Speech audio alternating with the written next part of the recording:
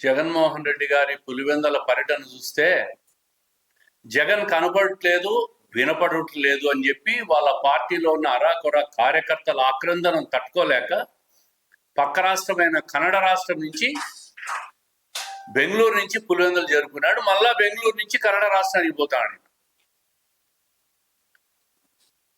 ఏమైపోయినాడు జగన్? ఎక్కడ కనపడలేదు. వాళ్ళ కార్యకర్తలంతా అయోమయం అయిపోయి బాధపడిపోతా ఉంటారు. అది అసలు సంగతి.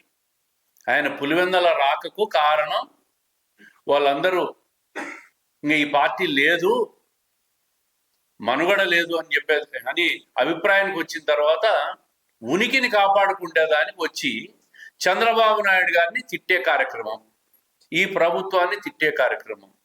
ఆయన ఎక్కడికి పోయినా ప్రభుత్వాన్ని తిట్టడం తప్ప 5 సంవత్సరాల ఆయన పరిపాలనలో నేను ఇది చేశాను, మీరు ఇది చేయలేకపోయినారని ఒక్క విషయాన్ని చెప్పగలుగుతున్నారని చెప్పి నేను అడుగుతా ఉంటాను.